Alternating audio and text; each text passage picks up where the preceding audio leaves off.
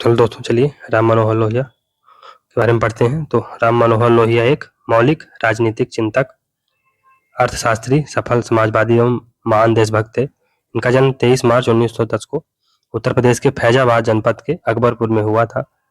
1934 में प्रतिनिधि के रूप में कांग्रेस में शामिल हुए। यह कांग्रेस का गया अधिवेशन था। 1934 में कांग्रेस सोशलिस्ट साप्ताहिक पत्रिका का संपादन किया। 1955 में भारतीय समाजवादी दल का निर्माण किया। लोहिया ने हिंदी को भारत की राजभाषा बनाने का समर्थन किया। 1963 में लोकसभा के सदस्य बने। रचनाएं कौन कौन सी हैं? तो पहला है aspect of socialist policy, aspect of socialist policy 1952 में आती है। इक्विडिस्टेंट थ्योरी, इक्विडिस्टेंट थ्योरी 1953 में। Wheel of history 1955।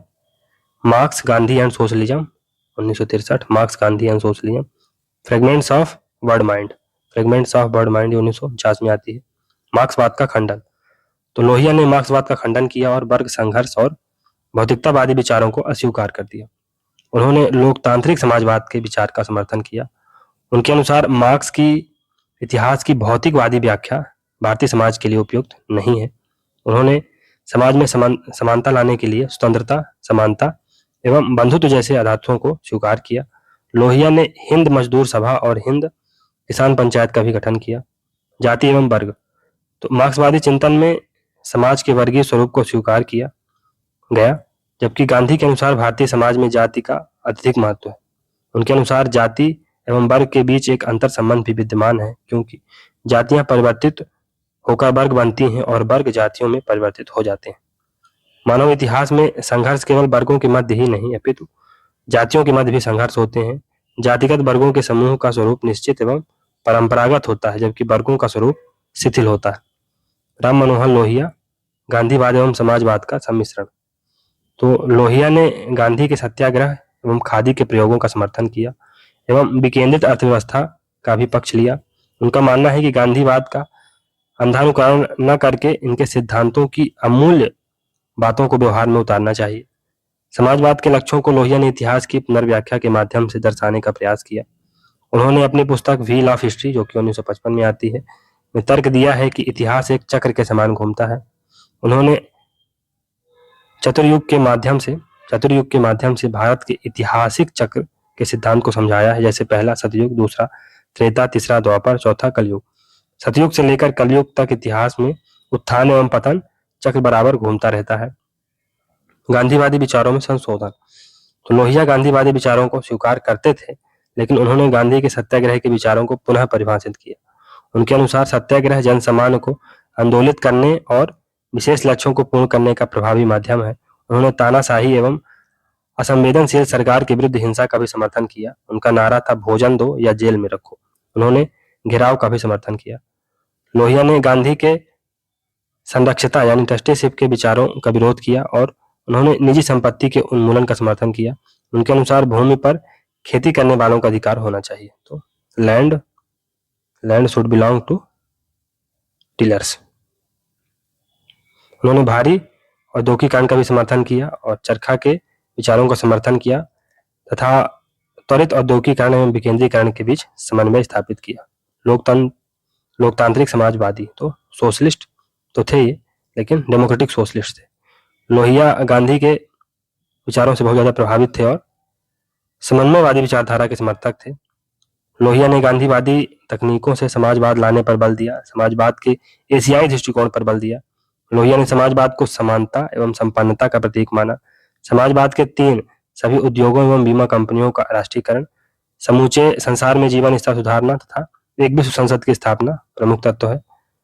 आर्थिक समाजवाद की स्थापना हेतु कुटीर उद्योग, आर्थिक एवं राजनीतिक विकेंद्रीकरण तथा ग्राम पंचायतों की स्थापना को समाजवादी लक्ष्य माना। समाजवादी अर्थव्यवस्था, तो समाज से आर्थिक विषमता को दूर करने हेतु लोहिया ने निम्नलिखित सुझाव दिए। नंबर 1, उत्पादन मूल्य से विक्रय मूल्य 1.5 गुने से अधिक नहीं होने चाहिए। औसत आय में निरंतर वृद्धि होती रहनी चाहिए। थर्ड, किस क्षेत्र में क्रांतिकारी परिवर्तन किए जाए, सिंचाई सुविधा में वृद्धि हो, भू अन्य सेना का निर्माण हो, जो बेकार पड़ी भूमि को कृषि योग्य बनाया जाए। चौथा, उत्पादन के साथ साथ वितरण की व्यवस्था को संतुलित बनाया जाए। पांचवा, अन्न बांटो आंदोलन पर बल दिया तथा राज्य की ओर से मुफ्त रसोई घर स्थापित करने की सलाह दी। अनाज के व्यापार का समाजीकरण करने का सुझाव दिया। चौखंभा शासन यानी 4 पिलर, ये क्या है? लोहिया ने समाजवादी प्रजातंत्र पर बल दिया। स्वचेतना की भावना व्यक्ति के व्यक्तित्व के विकास में सहायक है। लोकतंत्र में शक्ति का स्रोत नीचे से ऊपर होना चाहिए, ना कि ऊपर से नीचे की ओर होना चाहिए। अपनी कृति एस्पेक्ट ऑफ सोशलिस्ट पॉलिसी में चौखंभा शासन पर विचार दिया। इसमें निम्न स्तर पर ग्राम, मंडल, उसके ऊपर राज्य या प्रांत तथा सबसे ऊपर केंद्रीय सरकार की इकाई होगी। यह एक संघात्मक व्यवस्था होगी।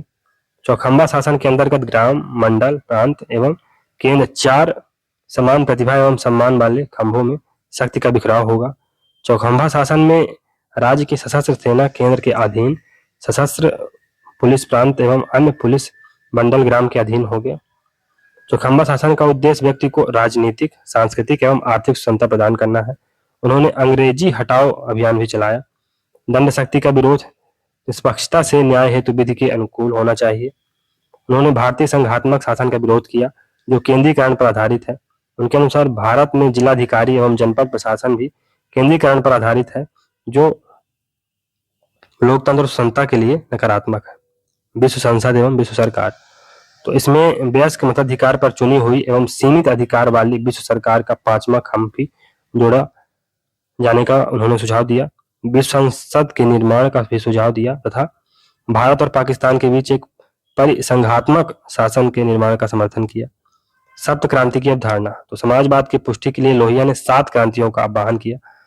वो 7 क्रांतियां इस प्रकार हैं। पहली, स्त्री पुरुष की समानता हेतु क्रांति। दूसरी, चमड़ी के रंग पर रची राजकीय, आर्थिक एवं दिमागी असमानता के विरुद्ध क्रांति। तीसरा, संस्कारगत जन्मजात जाति प्रथा के खिलाफ एवं पिछड़ों को विशेष अवसर के लिए क्रांति। चौथा, विदेशी गुलामी के खिलाफ तथा स्वतंत्रता एवं विश्व लोकतंत्र के लिए क्रांति।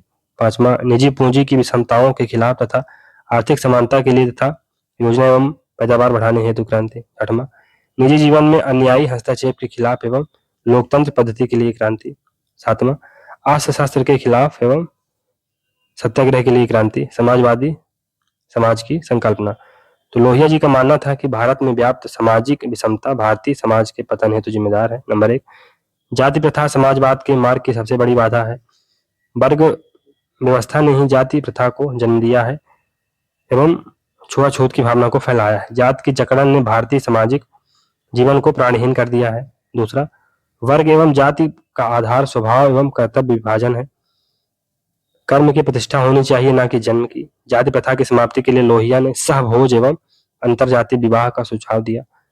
थर्ड, समान अवसरों के बजाय विशेष अवसरों की व्यवस्था से जाति प्रथा की जड़ों पर प्रहार किया जाना चाहिए।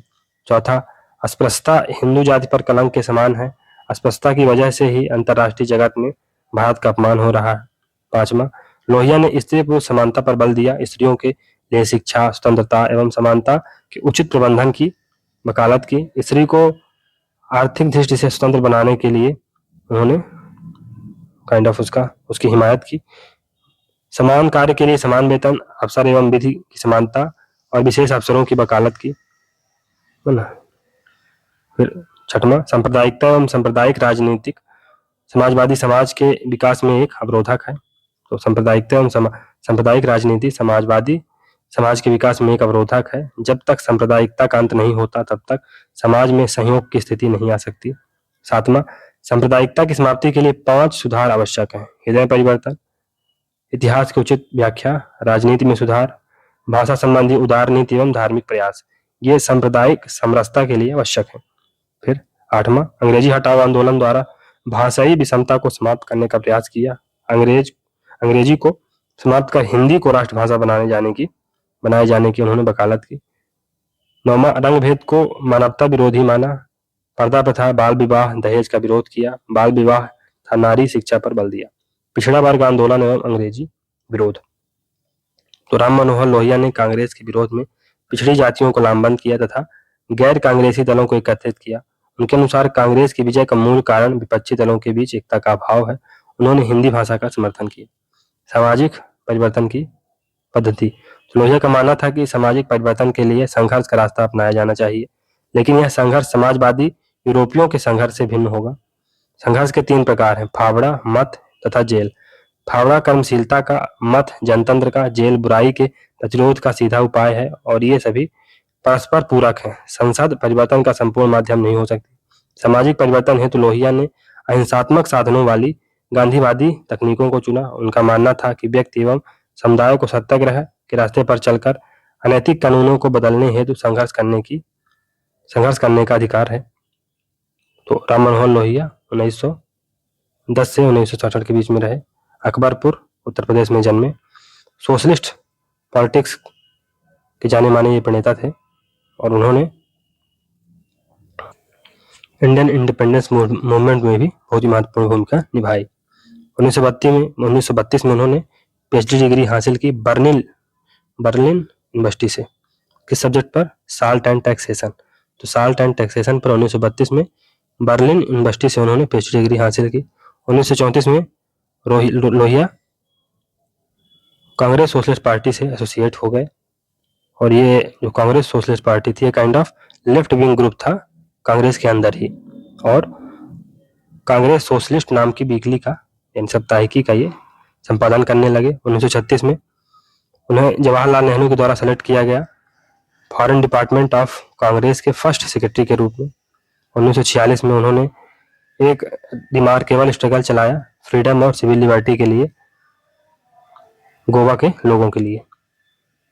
लोहिया और अदर कांग्रेस सोशलिस्ट पार्टी के मेंबर ने 1948 में कांग्रेस को छोड़ दिया।